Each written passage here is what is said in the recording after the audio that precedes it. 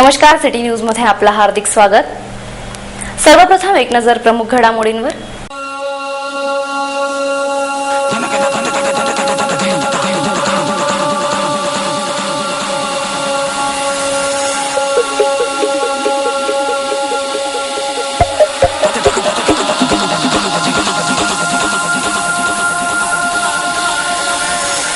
शेगावसह 5 विभाग भारनियमनापासून मुक्त।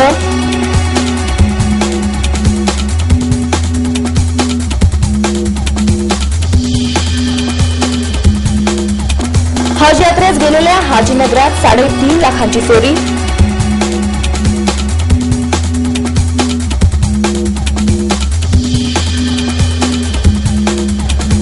MST CET परीक्षा अगदी शांततेत संपन्न।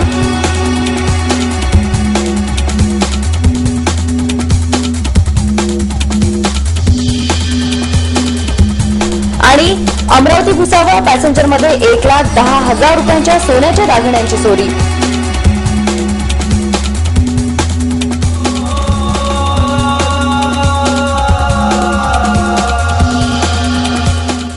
आता सविस्तर वृत्त।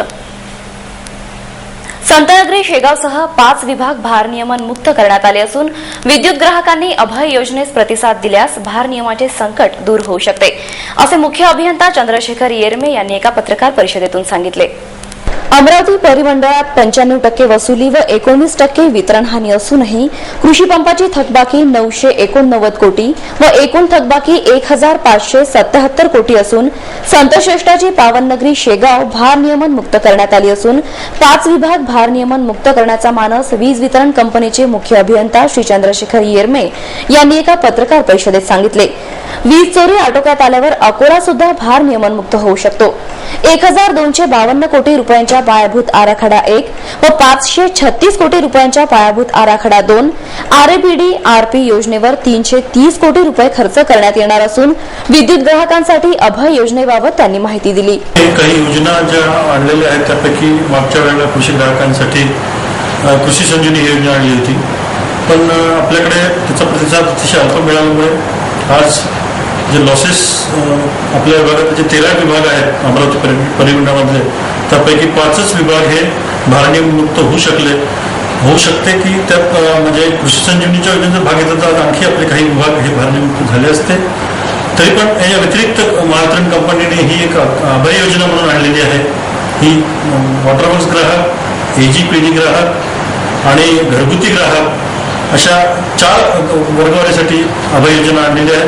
आणि काही ठिकाणी आपण शेगाव जे तीर्थक्षेत्र म्हणून आपल्या विदर्भामध्ये प्रसिद्ध आहे तिथे आपण भारनियमन मुक्त केलेलं आहे। अशा पद्धतीत भारनियमन मुक्त व्हायचं असेल तर ग्राहकांना माझी नम्र विनंती आहे की नियमित वीज बिल भरून थकबाकी भरून आपण भारनियमन मुक्तता मिळवू शकतो।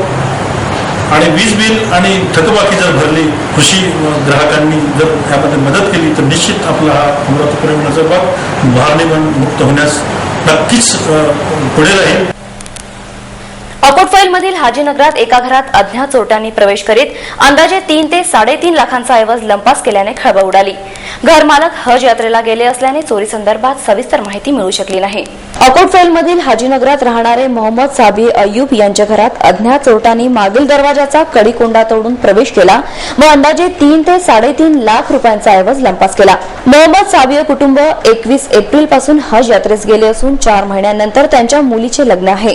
घरी त्यांनी एका चौकीदाराची देखील नियुक्ती केली होती, मात्र काल चौकीदार आला नाही व चोरट्यांनी आपला डाव साधला। शेजारी राहणारे खालिक अहमद यांनी अकोटफैल पोलीस स्टेशनला तक्रार दिली, मात्र 2 कॉन्स्टेबल येऊन नुसते पाहून गेले, परंतु कारवाई मात्र कुणीच केले नाही असे त्यांनी सांगितले।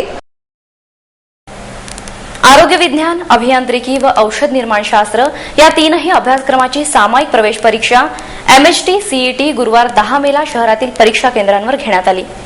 शैक्षणिक वर्ष 2012-2013 या वर्षासाठी आरोग्य विज्ञान, अभियांत्रिकी व औषध निर्माणशास्त्र या 3ही अभ्यासक्रमांची सामायिक प्रवेश परीक्षा एमएसटी सीईटी गुरुवार 10 मे रोजी राज्यातील सर्व जिल्हा मुख्यालयाच्या ठिकाणी घेण्यात आली। या परीक्षेसाठी राज्यातून 3,38,313 विद्यार्थी बसले असून त्यापैकी अकोला शहरातील 21 केंद्रांवर 6,279 विद्यार्थ्यांनी परीक्षा दिली। गुरुवारी भौतिकशास्त्र, रसायनशास्त्र, या विषयांचे पेपर 10 ते 11:30 या वेळात, जीवशास्त्र दुपारी 12 ते 1:30 तर 3 ते 4:30 या वेळात गणिताचा पेपर घेण्यात आला. प्रत्येक परीक्षा केंद्राच्या परिसरात 144 कलम परीक्षेच्या दिवशी लागू करण्यात आली आहे. या कलमानुसार 2 पेक्षा जास्त व्यक्तींच्या जमावाला परीक्षा केंद्राच्या 100 मीटरच्या परिसरात प्रतिबंध करण्यात आलाय. परीक्षा कालावधीमध्ये परीक्षा केंद्राच्या 100 मीटर परिसरात झेरॉक्स यंत्र, इंटरनेट सुविधा व दूरध्वनी केंद्र बंद ठेवण्यात आले. परीक्षा केंद्रामध्ये विद्यार्थ्यांशिवाय कोणत्याही व्यक्तीस प्रवेश देण्यात येणार नाही किंवा परीक्षा संपेपर्यंत कुठल्याही विद्यार्थ्यास केंद्र सोडून जाता येणार नाही. परीक्षा केंद्रामध्ये mobile phone, pager, laptop, calculator इत्यादी वस्तू नेण्यासही सक्त मनाई यावेळी करण्यात आली होती. दरम्यान MST CET या प्रवेश परीक्षेचा निकाल 14 जून पर्यंत जाहीर करण्यात येणार आहे. या परीक्षेकरिता पोलिसांचा कडक बंदोबस्त यावेळी तैनात करण्यात आला. अकोला रेल्वे स्थानकावरून अमरावती पॅसेंजरमध्ये चढलेल्या 2 महिला प्रवाशांचे दागिने धावत्या रेल्वेत एका चोरट्याने लंपास केले. यावेळी जवळपास 1 लाख रुपये किमतीचे दागिने लंपास केल्याची फिर्यादीचे म्हणणे आहे. अकोला रेल्वे स्थानकावरून राजस्थान रहिवासी 2 महिला व 1 युवक भुसावळ अमरावती पॅसेंजरमध्ये बसले. या दरम्यान बोरगाव व मूर्तिजापूर रेल्वे स्टेशनच्या मधात अमरावती रहिवासी एका युवकाने त्यांच्या बॅगेतून एक बॉक्स बाहेर काढला. या बॉक्समध्ये 85,000 रुपये किमतीचा नेकलेस तसेच 25,000 रुपये किमतीचे टॉप्स होते. याप्रमाणे 1,10,000 रुपये किमतीचे दागिने या युवकांनी लंपास केले. या घटनेची तक्रार अकोला रेल्वे पोलीस स्टेशनला करण्यात आली. घटनेची गंभीरता लक्षात घेता रेल्वे पोलीस स्टेशनचे 2 कर्मचारी अमरावतीकरिता रवाना झालेत. धावत्या रेल्वेत चोरीची घटना घडल्यामुळे इतर प्रवाशांमध्ये मात्र भीतीचे वातावरण पसरले होते. पोलीस आरोपींचा शोध घेत आहेत. अकोला रेल्वे पोलिसांनी फिर्यादीला काही आरोपींचे छायाचित्र दाखवले असून त्यामधून एका छायाचित्राची ओळख पटली. या आरोपीला पकडण्याकरिता पोलीस रवाना झालीत. फिर्यादीने या चोरीच्या घटनेबाबत माहिती दिली. कितने का हार है? 80,000 का हार है. हाँ. 30,000 की बाली है कान. 10 कहाँ से कहाँ जा रहे थे? अकोला से अमरावती. अल्पशा विश्रांतीनंतर लगेच भेटूया. तोपर्यंत पाहत रहा सिटी न्यूज.